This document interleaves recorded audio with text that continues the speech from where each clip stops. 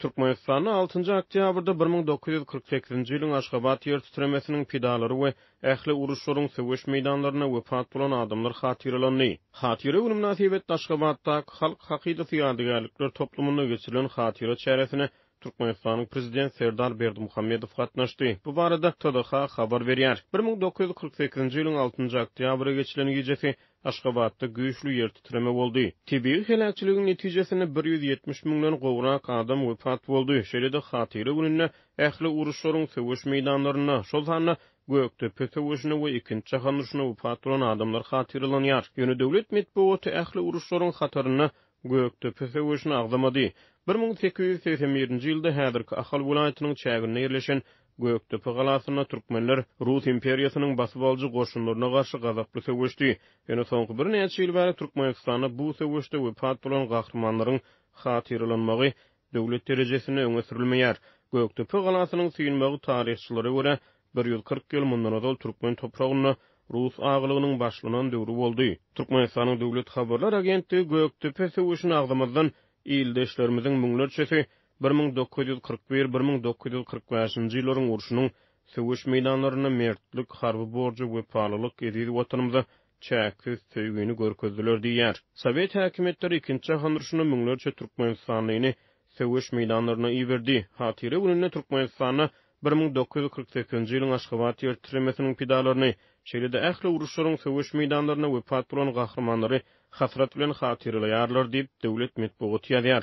Aşgabatda halk hakydasy ýadygärlikler toplumy milletiň ogullary ruh tagdym we bak şöhrat ýaly 3 ýadygärlikden ibaret bolup durýar. Ruh tagdym ýadygärligi Aşgabat ýer titremesi bilen bak şöhrat we milletiň ogullary ýadygärlikleri bolsa türkmen halkynyň gatnaşan uruşlary bilen ilteşdirilýär. Biz olaryň ruhlaryna bagyşlap sadaka berýäris, aýet töwür edýäris, hatyra gününe ötün geçenlerimiziň ruhuny ýatlap berýän sadakalaryňyz, doga dilekleriniz beýik bir waryň dergähine kabul bolsun diýip Serdar Berdimuhammedow hatyra çäresi üçin ýygnananlara ýüzlendi.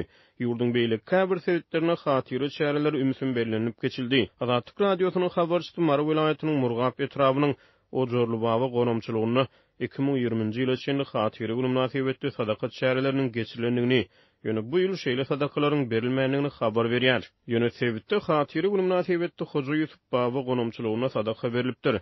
Mara welaýatyna matym güni her bir hojalyk öz dünýäsini täzelen howsarlarynyň mazarlaryna ziyaret edýär. Öwliýada ýerden arastaçylyk işlerini geçirýärler. Mazaryň töweregindäki guran ot çöpleri çapýarlar. Olar bir gyra çykaryp ýakýarlar diýip Azatlyk radiosynyň habarçysy Mara welaýatynyň habar berýär. Murgap etrabynyň Ojorlu baby gonamçylygyna 2020-nji ýyla çenli adamlar üýüşip sadaka bererdiler. Geçen ýyl ýurdumyzda keselçilik köpelip köpçüliklerin üýüşmelenler toy we sadakalar gadagan edilenden soň Ojorlu baby gonamçylygyna adamlar sadaka bermegi besetdiler diýip habar çaýdýar. 6 oktyabrda Türkmenistana döwlet gödäwçiligine çap edilen gazet jurnallaram hatyra güni bilen bagly geçirilýän çäreler barada habar bermekden saklandy. Türkmenistan gazetiniň 6 oktябr sany hatyra gününi diňe 4-nji sahypada bir surat bilen okuyuculara ýatlatdy. Şu gün ýurdumyzda 1948-nji ýylyň Aşgabat ýer titremesiniň pidalary söwüş meýdanlaryna wepat bolan gahrmanlar hasrat bilen hatyralanýar diýip ýadygärlikleri görkezýän suratyň ýüzüne bellik goýulypdyr.